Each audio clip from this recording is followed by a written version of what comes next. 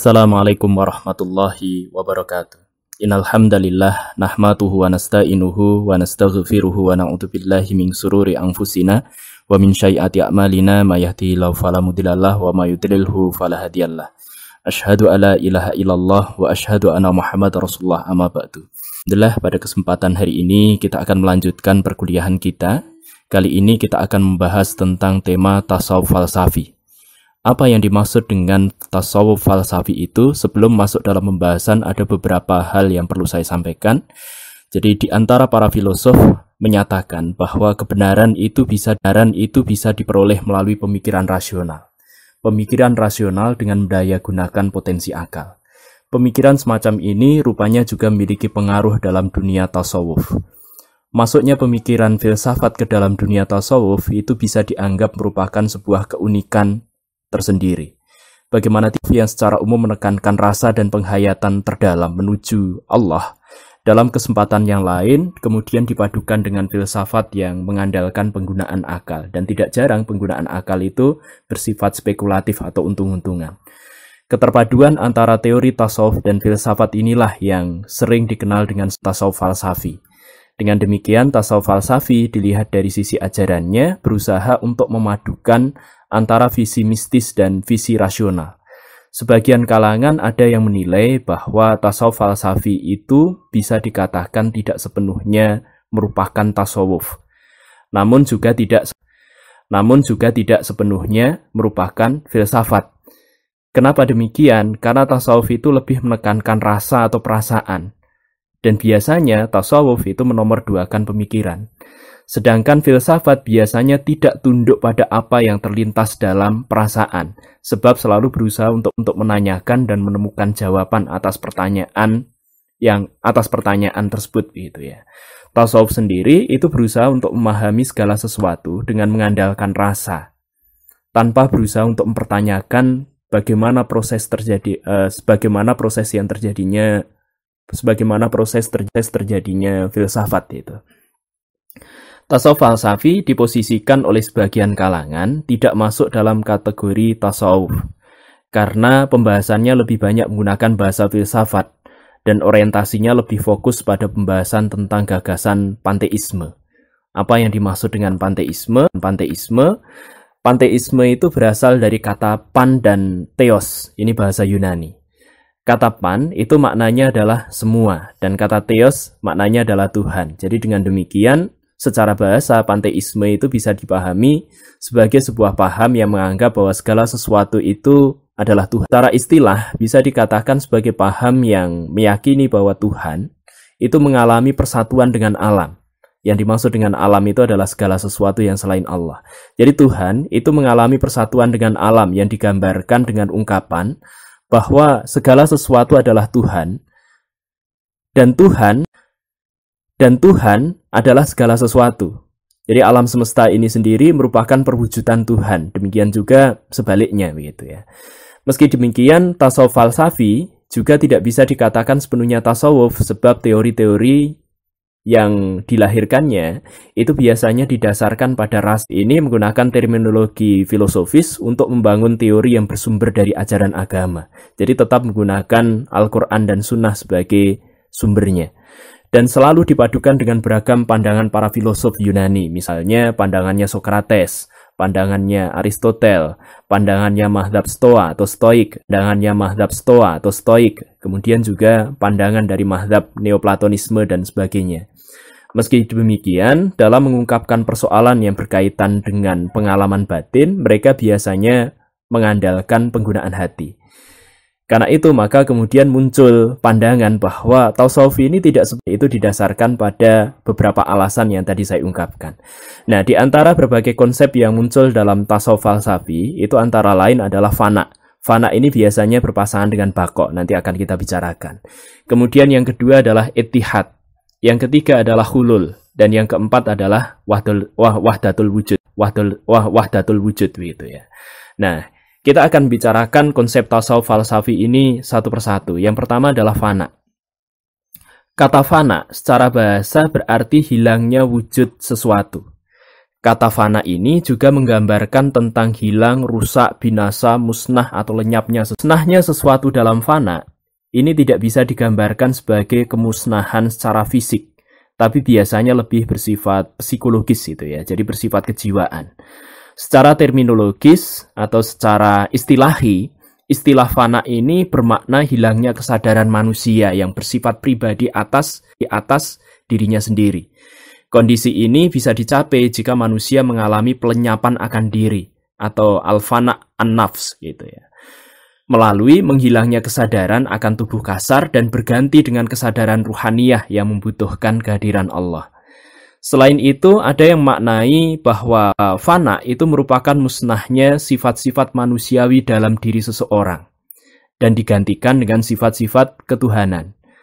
Ada sejumlah kalangan yang mengartikan fana sebagai kondisi di mana sifat-sifat atau akhlak tercela, dalam hal ini akhlak madmumah gitu ya, dalam diri manusia, kemudian digantikan dengan sifat-sifat atau akhlak yang terpuji, akhlak mahmudah.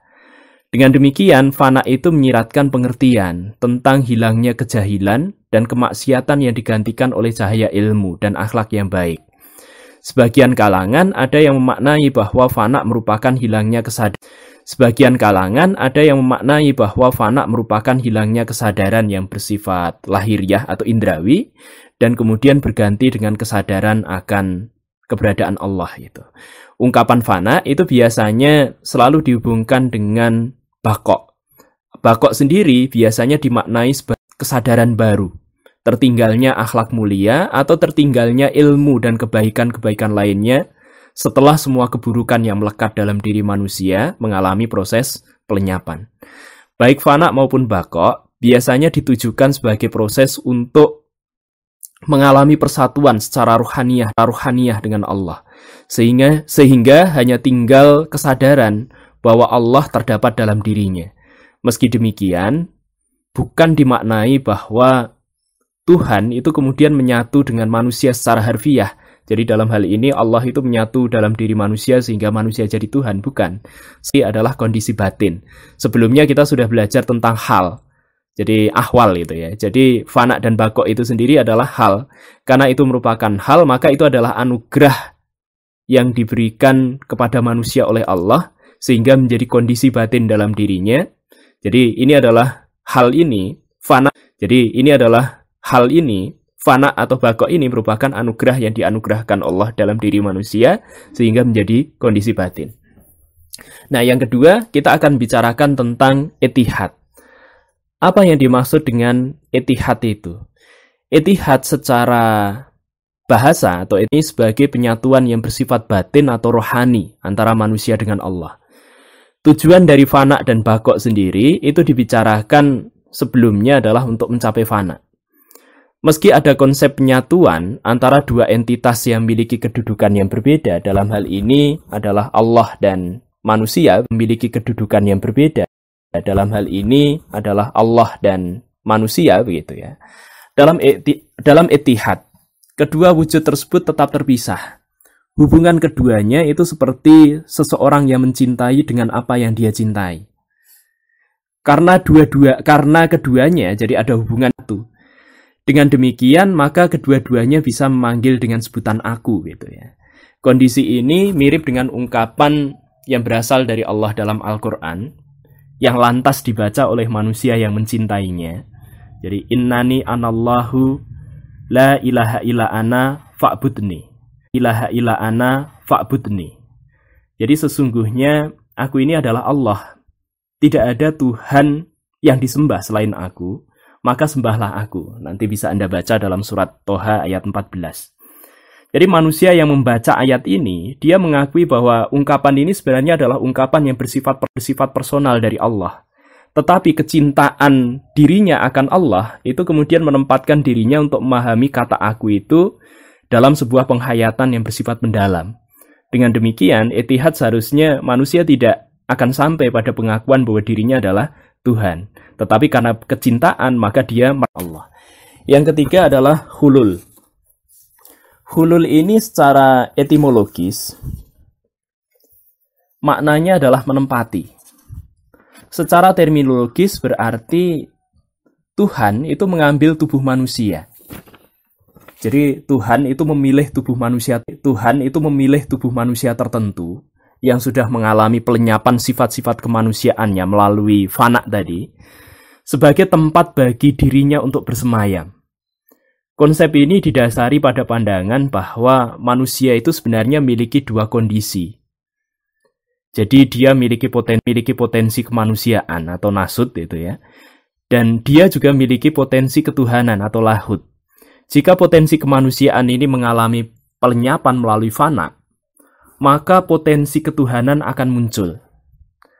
Pandangan bahwa Allah bisa menempati tubuh manusia yang dia pilih, ini bersumber dari pandangan Al-Halaj atau Husain bin Mansur Al-Halaj. Jadi beliau wafat tahun 309 gitu ya. Hal ini terungkap dari pernyataan yang pernah dia lontarkan, Ana al-Haq. Jadi aku adalah al-Haq.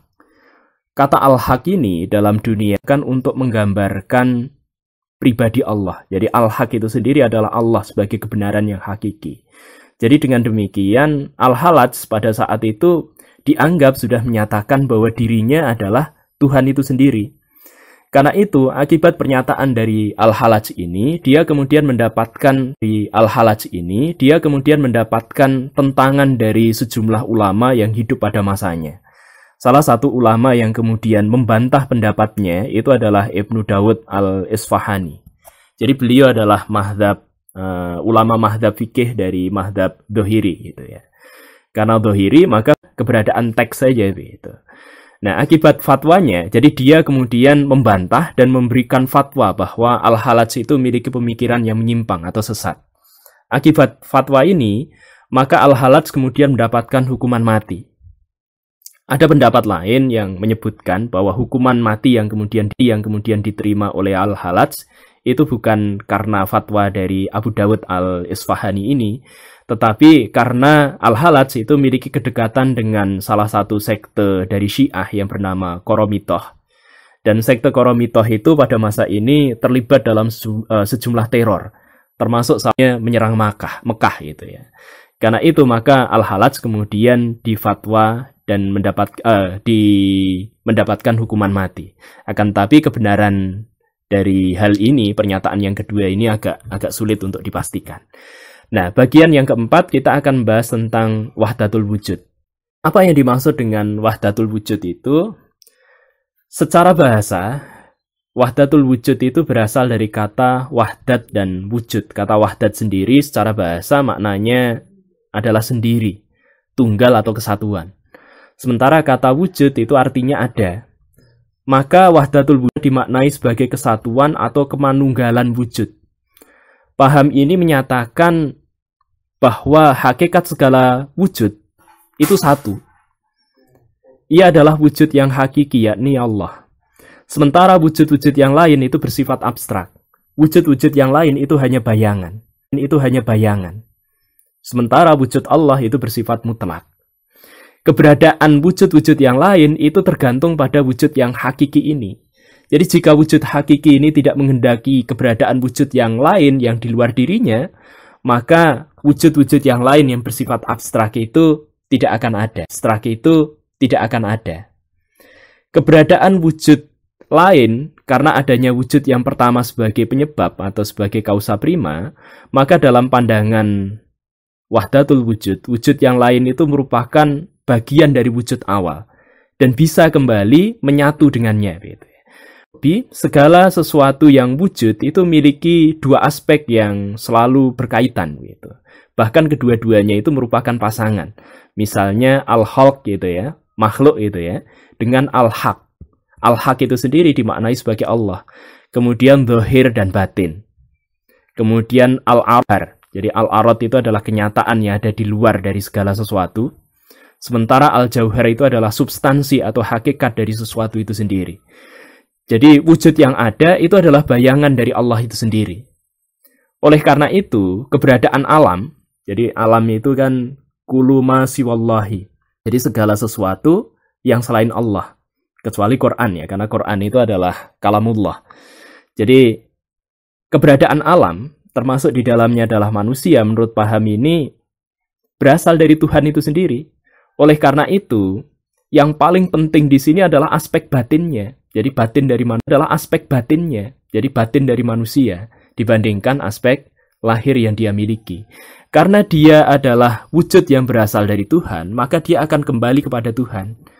Dan dalam pandangan wahdatul wujud, jadi seseorang yang kembali kepada Tuhan, maka dia akan menyatu dengan Tuhan itu sendiri. Bahkan dia sendiri Tuhan menurut pandangan sebagian kalangan. Nah, dari sini maka ada sebagian ulama yang kemudian menilai. Misalnya Ibnu Taimiyah mengatakan, jadi ajaran hulul dan etihad atau wahdatul wujud itu bisa menunjukkan kekufuran dalam tingkatan tertentu. Bisa jadi tingkatan tertentu. Bisa jadi seseorang yang memiliki pandangan ini kemudian justru terjebak dalam kekeliruan berpikir, dia akan menganggap dirinya adalah Tuhan.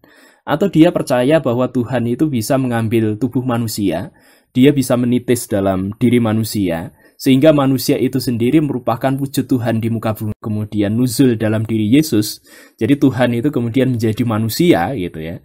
Maka kita akan memahami, jadi konsep-konsep dalam hulul, kemudian etihad atau wahdatul wujud itu pada tingkatan tertentu kadangkala mirip dengan pandangan tentang ketuhanan Yesus dalam pandangan ketuhanan Yesus dalam pandangan Kristen dan seterusnya.